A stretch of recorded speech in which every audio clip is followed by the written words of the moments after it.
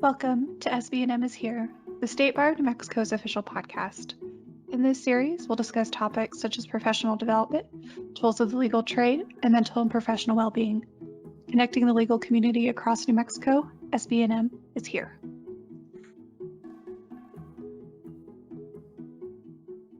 Hello, everyone, and welcome to SBNM is Here. This is Morgan Pettit, Member Services Manager and Podcast Producer.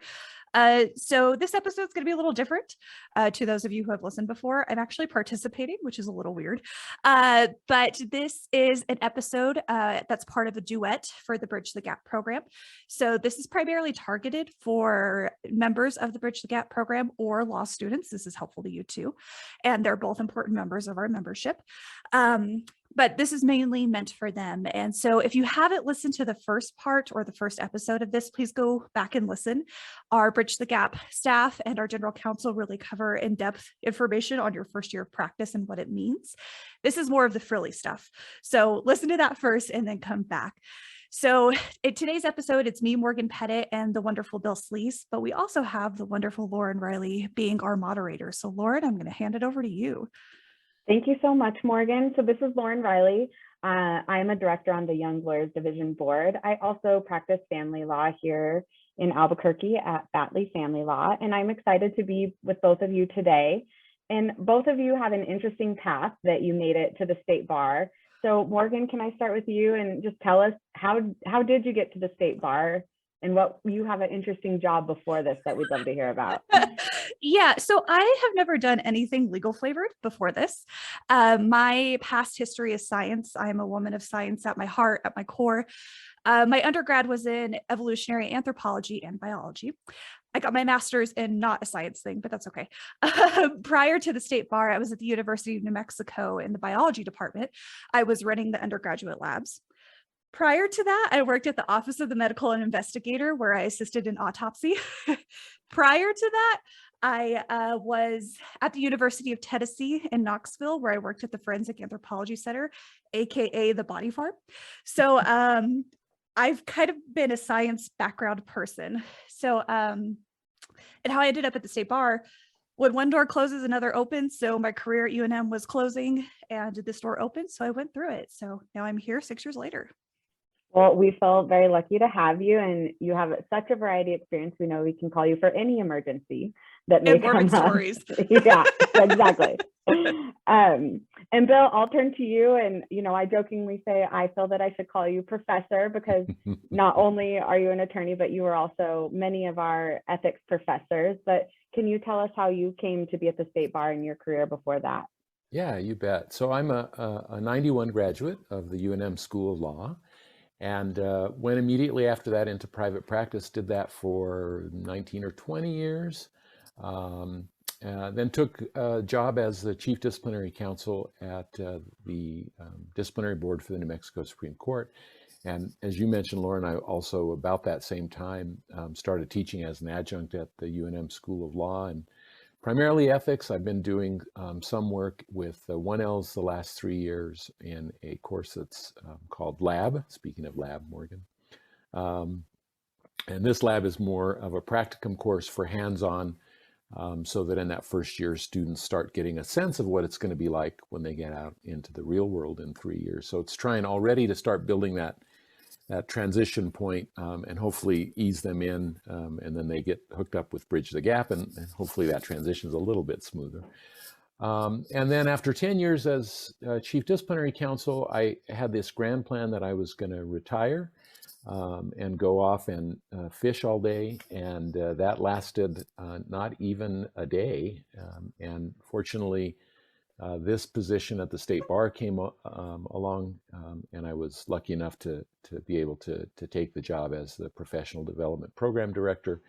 And I've been there since January 1 of 2021 and enjoying every minute of it. It's a great group of people to work with, and calls to the passion for me of the things I enjoy doing. Good. And we'll obviously talk more about what that position entails, because it really is new. And I hope you still get time for fishing within it, but we're lucky to have you, and glad that you're at the bar and didn't retire into the woods. So Morgan, I'm going to turn to you. And obviously you talked about there's, this another podcast that we did with Stormy and Kate, but it's always confusing for us coming out of law school to really understand what is the structure of the state bar and what are you guys really there for? And we touched on that briefly, but can you tell us what that looks like and really what member services entail as well? Yeah, so I'll kind of start with member services, and maybe since I have an outsider's perspective, it might relate a little bit better, or I can answer maybe like the questions that people are too scared to ask. So member services is really anything that's member forward facing. It's kind of an umbrella catch-all, and there's a couple people in this department and in this organization who do member forward facing things, but I do a majority of them. And kind of what falls under member services are 5 things, and Lauren, you can ask me about them. The first is voluntary bars. The second is sections. Third is committees. Fourth is divisions, and fifth is kind of general member facing forward things. So like I said at the beginning of the episode, we're kind of the frilly stuff, but we're the things that can help enrich your professional and maybe sometimes personal life. So that's where member services comes in. Okay, great. So, if you are more interested in what the regulatory things look like, listen to, Stormy and Kate, because they'll get you through that, figure out what you need to do for licensing and bridge the gap. But in my mind, this is some of the fun stuff. And this is also how you get to network and meet other attorneys. And in your first years of practice, that's really important. So Morgan, can you expand on what is a voluntary bar? Because we keep hearing that we're in a mandatory bar. So what does that mean? Yeah. So just a reminder, you are part of a mandatory bar now. So that means per the Supreme Court of New Mexico, you must belong to our organization in order to practice law. But there are plenty of voluntary bars in the state of New Mexico, let alone the country. The ABA, for example, which you will hear a lot about, is a voluntary bar. But in New Mexico, we have a whole lot of them. Some of them are located or around your location. Some of them are based on your community of belonging. So for example, we have the Doña Ana County Bar Association. We have the New Mexico Black Lawyers Association. We have the LGBTQ Bar Association, the Women's Bar Association. So these are all voluntary bar associations. While they provide wonderful things to the legal community, they don't belong to the state bar. So that means you pay additional fees for their membership, and you might get some different perks than you would than already belonging to the State Bar of New Mexico. So they're a great way to network, as you mentioned, Lauren, and they're a great way to get a little bit more specific, especially if you're finding a community of belonging. So you can pay for those when you're doing your licensing renewal. You will pay your State Bar licensing fee, and then you can also pay for your voluntary bar fee. And we have the list of the voluntary bars on the State Bar New Mexico website, and it's under the membership tab, I believe. Okay, great. Thank you. So obviously then below that, we go to sections, which are part of the state bar. Can you tell us what are sections and what does that look like? Yeah, so we have 20 sections, and the sections, as you just said, Lauren, they belong to the state bar. So they operate under our bylaws, and we have 20 of them. And to my section members, I'm just going to mention a few. I'm not isolating you all. You're all wonderful, but there's only so much I could talk about in a short episode. But sections tend to kind of clump in a variety of ways. It's either practice area, practice type, or maybe area of interest. So for example, practice area, we have tax law, we have family law, we have children's law, we have real property trust and estate. So if you want to learn more about that particular area of law, if you want to stay up to date on their CLEs, what's going on, join those sections. Practice type, we have solo and small firm section. Solo and small firm members make up a majority of our state bar. So it's a great kind of way to network and learn more about having your own firm. Trial practice, appellate practice. And then there's some more that are a little bit more of interest. So say, for example, animal law. Animal law is, of course, a valid and important practice in the legal community, but it's very niche. So maybe you don't practice animal law, or maybe you don't, and maybe you're interested in animals. Maybe you live down south and you need to know what's going on, with animals in agriculture. Great group to join. Another group that's interesting is the Cannabis Law Section. Obviously, it's a big area of practice now as of April 1st, 2022. But it's a budding field and it touches everything else. So employment, oh, I made a pun there. Look at me. But it touches tax law, employment law, business law, all of those things. So it's a little bit more of an area of interest. So you can join one or all or as many sections as you want on a yearly basis, and you will check that box and pay those fees also when you do your licensing renewal. So it's a nice one-stop shop for sections and voluntary bars. Okay. And I know as a young lawyer, for me, I've also found that the lawyers that are involved in the sections also want to be mentors. And so not only is it good to keep up with what's going on, maybe in an area of interest for you, but it's also a great way to meet other attorneys that care.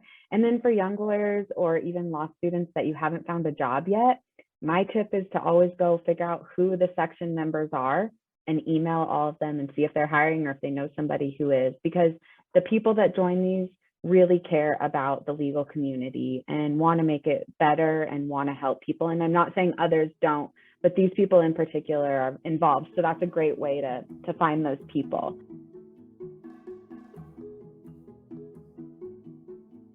The State Bar of New Mexico's Ethics Helpline is available for all members. Attorneys may call the helpline and at the recording, leave their contact information, and an ethics attorney will call back in a timely manner. These are non-New Mexico attorneys for conflict and confidentiality reasons, but are well versed in our rules of professional conduct. The call is confidential, so call 1-800-326-8155 when you need it. That's 1-800-326-8155.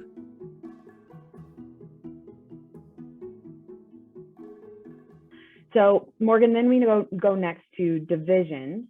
And can you tell us what divisions are? Yeah, and so I recognize this is a lot of information, so please always feel free to go to the website or reach out to us at the State Bar. I'm member services. I'm happy to talk your ear off about these things. I'm trying my best to keep it short.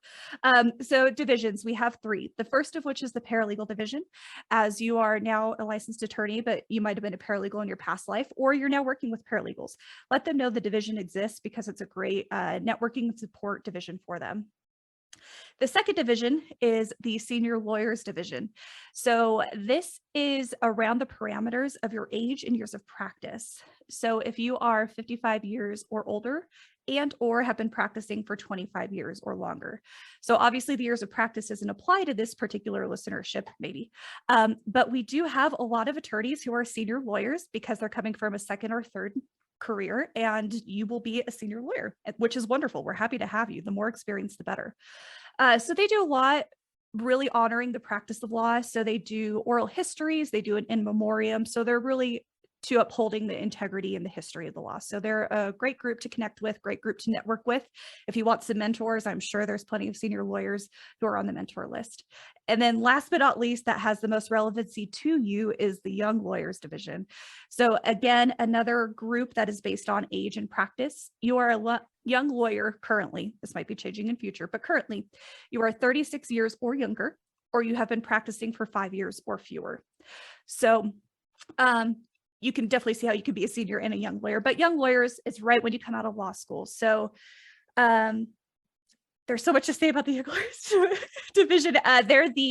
We like to say they're the kind of the outreach arm of the State Bar. They do a lot of networking events for young lawyers and law students. They do a lot of pro bono work. We do the Wills for Heroes program. We do the Law on Call Day program. We're really, really focused on fit to practice and well-being as well with the Young Lawyers Division. So there's a whole lot I could say about the Young Lawyers Division. They're the ones you want to plug into, and Lauren can say a little bit more about them being an active board member. But if you want networking, if you want a community, Young Lawyers is the way to go. And I should say, last thing, divisions are free. You are automatically a young lawyer or a senior lawyer if you fit any of those categories. You do not have to pay for them, and you're in them until you age out or practice out. So you don't have to check that box. Correct. When you're certifying. You get no option. You're part of them. Okay, that's good to know. Mm-hmm. So, and I think, my biggest plug for the Young Lawyers Division is in your first couple of years, you're often looking for, how do I get my pro bono hours? And that can feel really overwhelming, and everyone wants to do them, but it's hard to find them. And the Young Lawyers Division is a big resource for that. So watch our emails that come out. They are now consolidated with lots, the CLEs, but it's a good way to figure out what pro bono hours you can get. And we have social media It's sometimes active, which is my fault. But we try to keep up with advertising what's going on. So that's a great way to figure those things out, and a good first organization to get involved with, because you're going to meet people that are in a similar situation that can help guide you on what to do next. So then, Morgan, we turn to committees. What are committees within the State Bar? Yeah, so just to recap, we have voluntary bars, sections, divisions, and now we're on committees. So committees are, and Bill, you can maybe echo me or correct me if I'm wrong. There's quite a few that are more area of interest and maybe community of belonging.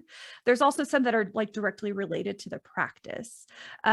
So Bill, if you maybe want to talk about like LipLick and the ethics advisory, I'll talk about some of my others. Yeah, and as you said, they're organized around maybe areas of commonality. So the Lawyers Professional Liability Insurance Committee, that's a group of attorneys who have joined this committee, and they're by and large lawyers who practice in the area of, as you would guess, professional liability. So they're interested in what professional liability coverage looks like. They're interested in risk management. They're interested in liability insurance coverage. They're interested in all of those issues related to professional liability. And what I really enjoy about that committee, and in fact, this is true of all the committees that I've been fortunate enough to work with or staff, very collegial.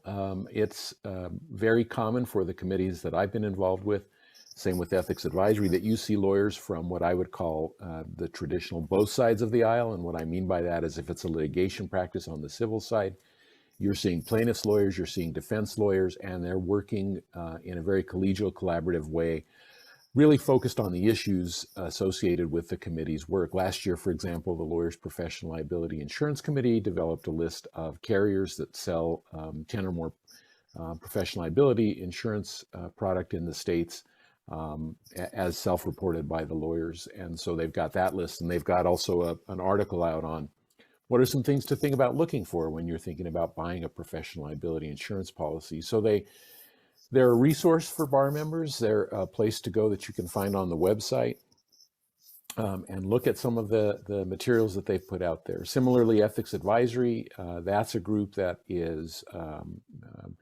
again, a good group of volunteers of lawyers who are going to study the rules of professional conduct and what certain those gray zones, those questions where lawyers may be unsure exactly how to proceed.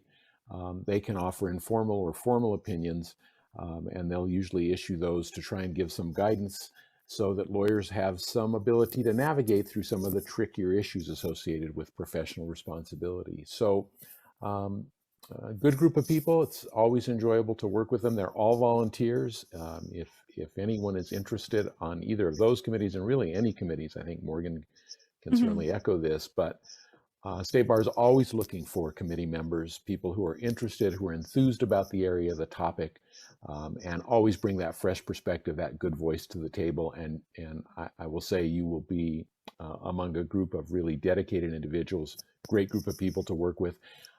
I learn as much from them as I have from the practice of law when I just sit in on their meetings. It's a great way to spend an hour or so a month working with other professionals. And I think that's perfect. Thank you, Bill. Because those are, like, as I say, the more legal flavored kind of committees, but it's a great way to network, great way to learn. Some of the other committees, for example, are the Committee on Diversity and the Committee on Women. And those are like commonality, that's community of belonging, areas of interest that you can join. And before I segue from the Committee on Diversity and Committee on Women, committees are free, completely free. You could join at any time. If you want to join, as Bill said, reach out to the State Bar, or maybe talk to somebody who you know is on the committee and ask how they got involved and how you can be part of those committees. So those are free. They're not on the licensing form, so you have to kind of do some outreach, but they're great at recruiting in as well. So just as a small segue, and then we'll hand it off to Bill. The Committee on Diversity and Committee on Women, this is kind of a member forward facing thing. So this is kind of in that flavor. I'm really proud of our State Bar because the Committee on Diversity and the Committee on Women for the past 4 decades have done a survey on underrepresented groups and women in the profession. So in 2019, we did a survey and we analyzed those results in 2020. Now, I think we all can remember what 2020 represented to all of us, but obviously one thing that came out of it was the social justice movement and racial justice movement. It was a revitalization of it. So we were analyzing that data, and out of that data came the recommendation to hire somebody full-time committed to equity and justice, which means diversity, equity, and inclusion. And our state bar did just that. So one of our member forward-facing programs is the Equity and Justice Program. I am lucky enough to have the teammate, Dr. Amanda Parker, who is the program director of Equity and Justice. She has her PhD in critical race studies. So she's a subject matter expert, and she's been doing a whole lot of things with the bar, the Supreme Court, the legal profession at large. So if you're interested in equity and justice, if you're interested in diversity, equity, inclusion, if you want to join a community of belonging, I just wanted to plug that really quickly as we segue from different groups. So just to highlight there. Yeah, thank you guys. And so both of you have said one thing that we as young lawyers here, which is just reach out to the state bar. But sometimes that doesn't mean as much to us as it might mean to you guys. So when you say that, what do you mean by reach out to the state bar? Is there somebody specific we should look for, or something specific we should look for? Yeah, so as you join the state bar, you'll start getting a whole lot of emails from us. It'll come from @sbnm.org. And typically at the end of those emails, there's always a contact. It'll say contact Morgan Pettit at email at phone number, or it'll say contact Bill Slease at email at phone number. Or if it's a last ditch effort, call us at 505-797-6000 and say you're interested in sections, or say you're interested in the professional development program, and they'll get you in contact with us. I know it's kind of hard to do the initial outreach. I work with a lot of introverts, so doing the outreach is hard, but there's ways to do that. So call us, email us. You'll find that information always on our e-blast and on our website as well. Okay. And then if someone joins a section and we're paying extra money for that, so we've clicked the box, let's say, and joined the family law section, then what happens after that? Like, do we start getting certain emails from them, or what's the benefit to paying that extra money? Great question. So benefits for all the groups, if you're in a voluntary bar, section, committee, or division, or is once you either pay or you voluntarily join those groups, you start receiving communications. So you'll get emails specifically like there's a family law legislative update, there's a family law CLE, there's a solo and small firm lunch and learn, there's a committee on diversity CLE. You get kind of that targeted information that really helps build your community, helps you network with different people, and hopefully expands your legal knowledge for wherever you're practicing or whatever it is you're doing. So those are the perks for joining. Each group has very different perks, but thank you for mentioning that, Lauren. Okay, yeah, thanks, Morgan.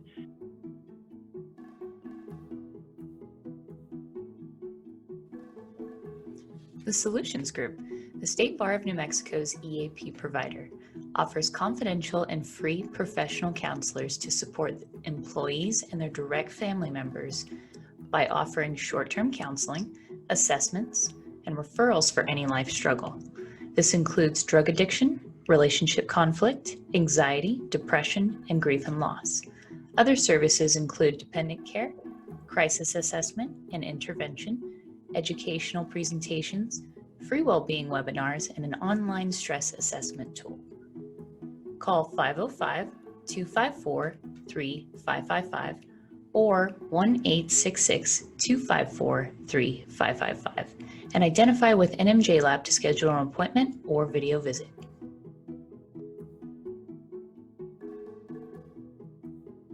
So, Bill, you're doing something that's really new to the state bar and a huge benefit for young lawyers, but I think also experienced attorneys. Can you just tell us more about the program and where that came from? Yeah, sure. So it's new in its current form, right? It started January 1 of 2021 with me as the director of the Professional Development Program. But it's really not new in the sense of where it came from and what the state bar had in mind. And some of the lawyers who are newer to practice may not remember this or may not even know about it. But several years ago, the state bar developed what was initially called an Incubator Program. It ultimately was called the Entrepreneurs in Community Lawyering. And the concept was that the lawyers who were newer to practice could apply to the program, and the benefits that came along with that application if they were accepted, and it was a limited acceptance. So I think it was generally around 6 lawyers when it was running. I think it got as high as maybe 9 lawyers, and there was some transitional pieces. But a lawyer could spend a year, 2 years in the ECL program, as it was called.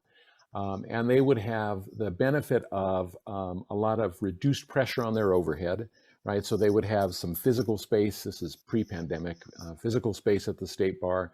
They would have access to some of the brick and mortar benefits you get from being in a space that would otherwise be leased, phones and copy machines and access to high-speed internet and conference rooms where you can meet with clients and all of that stuff. And they had a fantastic director of the program, Ruth Pregenzer, who served as a resource for lawyers. She didn't supervise them because the idea was that these lawyers in the program would be setting up their own practice, a solo practice. But she was there as a built-in mentor, resource, somebody to go to when you're just trying to figure out whatever you're trying to figure out, right? And in addition to that, Ruth was very active in developing programs that would also support those lawyers, but that also could be rolled out more broadly to others in the community. She was really, I thought, creative in her development of some of the how-to practice programs where she would take a substantive area and start at its most basic to give lawyers who wanted to do that, whether they were new to practice or they were trying to transition their practice. How do you do a personal injury case, a simple personal injury case, right? How do you do a will and a trust? How do you do a probate? And so those programs were all out there and available. It got to I think the point where Ruth had decided it was time for her to retire, right? And Richard Spinello, the executive director, and I think in conjunction with Stormy Ralston, our general counsel, started thinking about what the next generation of the ECL program would look like. And I think correctly so, and of course that's a little self-serving and selfish on my part, but correctly so, they decided, let's build a program that not only gives that kind of support to brand new lawyers who are coming in, but why shouldn't we distribute that resource base to all the lawyers, now 7,800 actively licensed lawyers in the state of New Mexico? Let's build a program where they've got best practice resources, where they've got access to an ethics helpline in a hurry, somebody they can call and talk to, where they've got forms, where they've got self-assessments, where they've got all this variety of resources that they can tap into, and they get that as part of their membership and as part of their fee that they're paying annually to be a licensed lawyer in New Mexico. And so with that sort of idea in mind, I ultimately was hired, and that's what we've been doing now for the last year and 3 or 4 months, is sort of building those resources, drawing heavily on the resources that Ruth had put into place when she was running the ECL, the Incubator Program, and adding new ones. So we've got a variety of things, and I would encourage folks, if you go out to SBNM.org and look under the Member Services tab, you'll see one of the listed items is Professional Development Program. If you click on that, you'll come to what we've got out there on the web already. And so we've got newsletters and articles, just some things to think about. For example, if you're newer to practice and you've decided, I'm going to try to do it on my own, or I'm going to go with a couple of my pals from law school, there's something in there. There's an article out there that talks about practice management software that you might want to consider. We've got some best practice tips, some of which include how do we live in this new world of video practice and appearing, and what are the best practices for appearing virtually before a judge. We've got checklists and forms. How do I maintain and operate my trust account? We've got a checklist for that. We've got succession planning checklists. Probably not applicable to this group, but we've got a checklist for how do I close a practice? Probably applicable to this group. How do I close a file? What are the when I'm terminating my representation, what should I be doing to make sure that file is clean, that it's maintained, that if I ever have to go back to it, I can go back to it and get what I need from it. We work closely with the folks over at the State Bar Foundation and the CLE department to develop CLEs that are applicable for lawyers. Succession planning. We're still working with the D-Board on the mandatory trust accounting course. And one of the things I'm really excited about and proud of is we developed a group of 9 self-assessments that lawyers can take online. You go to our website, you go to the sub-tab that says self-assessments and click on that. And there's 9 self-assessments that really go through what I call the life of the case, right? So from intake all the way to closing. And they identify what might be best practices. And what I like to tell people is don't be intimidated by it. It's not meant to say best answers, not so good answers, right? whatever you check, you're going to be directed to a resource for your answer. Either, yeah, you're doing it right, but also think about this, or, hey, what you're doing is fine, but here's a way maybe to do just a little bit better. They're anonymous. All I can see is a broad range of information, so that if I need to develop a CLE program because everybody's answering this question the same way and that's not the best way to do it, then I know I need to do some education around that. And one of those 9, by the way, is well-being, because I'm a big fan, and I think a big part of our program is to incorporate how to be well and how to integrate well-being into the practice of law. We hear a lot about the stresses for young lawyers. I think that we have to be honest about them. Can be stressful to practice law. It can be a blast to practice law. It can be enjoyable, and why not get that integration built in right from the beginning? And then some how-to manuals, some one-on-one consultations. So I could go on and on as I am, because it's exciting. I think it's a program that is good for newer lawyers, but it's something that I like to say, it's a benefit to all 7,800 members at whatever level you want to use it. And so fun stuff. I would say probably the thing that most young lawyers would maybe, I don't know if this is what they would get the most use out of. By all means, call me if you've got an ethics question. Lauren mentioned that I have taught her ethics, and I've been fortunate to teach ethics at the law school for the past 11 years. One of the things I always offer to the students, but I offer now to the entire bar, is to serve as an informal ethics helpline. If you've got a question about something that you're unsure about related to the rules of professional conduct for your own conduct, right, prospectively, call me. I'm not going to tell you what to do because I can't be your lawyer. What I will tell you is, here's some places to look. Here's some ways to think about it. Here's maybe a way to reframe the discussion and help you try to get to the right answer. So, that's in addition to the formal ethics helpline that the State Bar runs, the Ethics Advisory Committee that Morgan had me mention earlier. And for those of you who can't get a hold of me, the D-Board offers the same thing. I know sometimes people are a little nervous about calling the D-Board and asking those questions. So I thought it would be important for us through the professional development program to make sure that resource was still out there. And again, as you can hear, one, I'm excited about this stuff. It's really designed to give lawyers a resource base, a perspective basis upon which they can go forward to practice and try and help them really achieve their best practice and not run into any issues.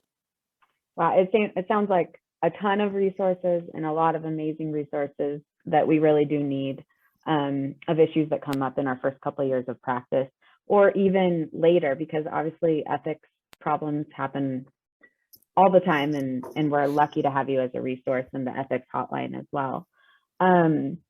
And so can you talk about other programs within the bar bill that you work with that, you talked about well-being, and a lot of things fall under that. And it's something I know the bar is working really hard on to support us.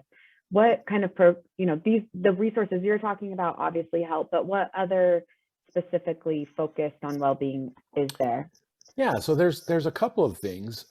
Some people will probably already know about, and I think we did a survey last year, and I think a fair percentage of our bar is aware of this, but we have the New Mexico Judges and Lawyers Assistance Program. That's run by Pam Moore, the executive director of that program. Confidential, they offer resources and services to lawyers who are struggling with a variety of issues. Some people think of the JLAP program, as we call it, as really just being for lawyers who are having alcohol issues, and that's maybe where it originated, but JLAP now deals with alcohol issues, substance abuse, and mental health issues. And they've got a hotline for lawyers worried about another lawyer. They can make that call and get that lawyer some help and get them some help early. You can call for yourself. It truly is confidential. And if you make a call because you're worried about one of your colleagues, which, by the way, my plug is that's the humane thing to do if you're worried about one of your colleagues, that's anonymous. Nobody's going to say, hey, Lauren, Bill called about you, and right, it's going to be, Lauren, let's see if we can help you because somebody who loves you is concerned about you. And so they offer those services. Obviously, they offer the educational services. And exciting, and I have to give a shout out to the disciplinary board because they were able to help with the funding of this through some of the orders that the Supreme Court entered in terms of how the money was allocated. But now the Judges and Lawyers Assistance Program also offers an employee assistance program. And the employee assistance program is really exciting from my perspective, because what it does is for lawyers' family, for a lawyer's staff, you can reach out to the EAP, and they're statewide because JLAP entered into contracts with statewide providers. And you can get mental health counseling and assistance, 4 free visits a year per issue. So if you've got issue 1 today and you've got issue 2 tomorrow, now we're talking 8 free visits, right? And not only will they provide those 4 free visits, if you need more, if you need to be in a sort of a continuing therapeutic relationship, then they're going to work with you and your insurance provider to get the right kind of placement for you. And that's available to the legal profession right across the state. Yeah, and I just kind of want to echo how wonderful that program is. So to reiterate, if you are any way associated with the State Bar of New Mexico, if you're a paralegal, if you're a legal assistant, if you're the husband, wife, or partner of a paralegal, of an attorney, if you're a child or whatever it may be, even the State Bar staff takes advantage of that. I have used the employee assistance program. I have found it incredibly beneficial. So please make sure you take advantage of that. All you have to do is call the phone number, which I believe is on our JLAP webpage. We'll make sure it's always accessible to you. And you just say you're part of the State Bar of New Mexico. You don't have to further elaborate. You don't even have to say you're a paralegal or a judge or a justice. You just say, I'm with the State Bar of New Mexico, and you're taken care of. So please make sure you take care of yourself and your loved ones. Yeah, it's a great program. And I think especially, coming out of the pandemic, we've all heard the issues associated with mental health that have been exacerbated by that. So having that available. And then the other thing, and this was created just before the pandemic hit. And so there was a little bit of shifting gears, but the State Bar also has, we talked about committees earlier, we have a well-being committee. And the well-being committee is really working on that integration issue, how we make well-being a part of every lawyer's life. So there's some strategic planning that goes on. Coming up in first week of May, I think they're going to be showcasing what's going on nationally, which is the International Institute, the Institute for Wellbeing in Law, is doing a well-being week for lawyers. There's all kinds of activities associated with that. The Wellbeing Committee does monthly podcasts. They do monthly articles. This year's campaign is what a healthy legal community looks like. We've done things for solo and small practice, what's going on at the law school. We've got Law Office of Public Defenders coming up, Senior Lawyers Division, Young Lawyers Division. And so really it's designed to try and talk about what well-being means as a community, right? Both at the granular level for each individual lawyer, but as a community. So not limited to just if you're struggling with substance or mental health issues. What does it mean to be a healthy, happy lawyer, and integrate that in your practice, even if you don't need any of those services that might otherwise be much more direct to deal with a crisis. Thank you, Bill and Morgan. Those are all, and it's a goal to strive to be a healthy, happy lawyer that we're all working on, and these are great resources for that. So I think as new lawyers, some of the things that's really hard is if you're not in Albuquerque, then what resources and contacts are out there for you? So Morgan, can you speak to, if you're not living in Albuquerque, what do you do? How do you get involved? Oh gosh. So like I said, with the voluntary bars, there's generally a voluntary bar in every portion of the state. Some are more active, some are not. They go through waves and flows just because life is hard.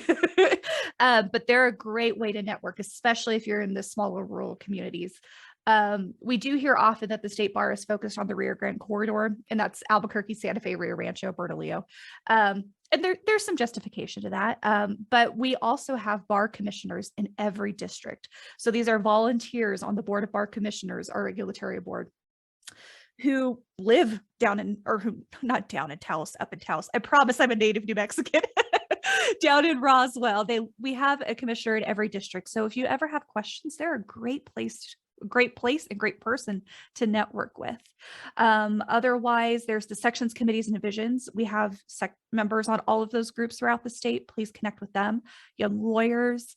I know that puts a lot of onus on you as an attorney, but really what it comes down to is what I found as an outsider. Again, I come from academia and science. Attorneys in the legal profession, you really make your career what you want it to be. If you want to be super plugged in, you get to chase that down and make it what you want. If you just want to operate your practice, start at 8 in the morning and close at 5, I hope. I know you all work a lot, but if you want that to be your focus, then you don't have to worry too much about those things. So it's really what you want to make it. And there's lots of ways to get plugged in. Reach out to us, reach out to your board of bar commissioners, those kinds of things. Thanks, Morgan. And I think, Bill, in your career, you've seen what having the legal community can really do for you. What do you think the value of getting involved in the bar or voluntary bars is to lawyers? Yeah, I think I've always sort of considered it twofold. One, it really provides an opportunity to give back, right? To have your voice involved in the development of some really exciting things. And, you know, for example, I have a 12-person advisory committee for the professional development program, and they come from all sorts of different practice areas. They come from a whole perspective of ages of practice, right? So from young lawyers to senior lawyers.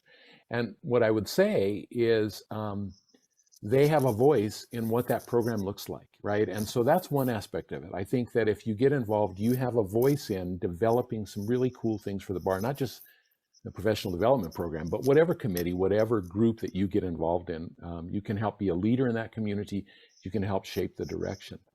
The bigger thing, and this is the selfish part of me, is I've always gotten way more than I put into it, right? The networking, the camaraderie, and just the sort of the continuing education I get. It might not show up on my CLE transcript, but some of the things I've learned about how to practice law and how to get comfortable practicing law. And sometimes when I just need sort of a quick insight into something, the ability to reach out to somebody who I've networked with through one of those involved committees or communities has just been invaluable. And that really, to me, is really what sort of pays the dividends, right? You give back all you can, sure, but man, you get so much. And one of the things I'm really excited about and proud of our legal community in New Mexico is they are across the board people who are willing to share and give and be involved and help younger lawyers and newer lawyers really develop their practice. And again, partly it's selfish. When I'm litigating against Lauren Riley, if I know Lauren Riley has benefited from individuals who talk to her about what it looks like to be a professional, competent practitioner in family law, I know my job's going to be easier because we're going to be about the case, not about trying to figure out the personalities. And so I just can't say enough about the educational value of getting involved. Thank you, guys. And so as we wrap up here, you know, I know you both are working on big projects for the year, but can you tell us what is something you're looking forward to this year? What's a big thing you're working on? And Morgan, I'll let you go first. Yeah, so two things, one I've already talked about. The first is just the Equity and Justice Program. This was born in late 2021, so we're not even a full year into what equity and justice means, but we're doing CLE programming, we're doing podcasts, we're doing articles. You can ask anonymous questions on anything related to diversity, equity, inclusion. I still have troubles with pronouns and I consider myself an ally. So you could do that kind of stuff. So I'm excited to see where that goes. The second thing is annual meeting. It consumes my every thought pretty much at work. And so to our new attorneys, every year per the state bar bylaws, we're required to host a conference or an annual meeting for our members. So this is, as you're entering the profession, you're now part of a profession that has professional conferences. So it's a 3-day conference, typically every year. The pandemic, of course, changed that, but we're back to being in person this particular year. If you're listening in 2022, we're going to be at the Tamaya in August. So you can network, you can get your CLEs, and you can have a good time. And we travel the state every year. We're at a different location every year. So I'm really looking forward to that. I know the cost of annual meeting is a barrier for young and new lawyers, but we're working with that. The young lawyers are co-sponsoring. They're helping to pay for some registration fees. If there's any other way we can make it more affordable to you, please reach out. So those are my two big things this year. Thanks. And Bill, how about you? What are you working on this year? So among a variety of things, what I'm really excited about this year, among, as I said, others, is I plan on trying to dust off and refurbish and roll back out some of the good work that Ruth Pregenzer did on How to Practice series, because I think I remember in the first 3 years of practice, it was a little overwhelming, right? Because you get out of law school, you think, well, I'm supposed to know what to do, and that's ridiculous. Don't put that pressure on yourself. As I said, the education is ongoing. I'm 30 plus years of practice, and I'm still learning every day. And so, giving that resource to the lawyers, how do you do it right? And putting those How to Practice programs back out there on a routine basis, I think that's a real priority for me this year. Thank you. Well, this is such exciting stuff, and we really appreciate all that you all do for the State Bar. I know for me, both of you have been an amazing resource, and I know you want to be for others. So anyone that's interested, you can email Morgan, you can email Bill, you can call them at the State Bar. Watch for the emails that you get, watch for the bar bulletin that comes out. You can access it online if you're not getting the print version, but all this information and these updates are there for you, and we want you to get involved, and we want to know you better and help support each other. So thank you both, Morgan and Bill, for your time, and we really appreciate everything that you both do. Thanks, Lauren.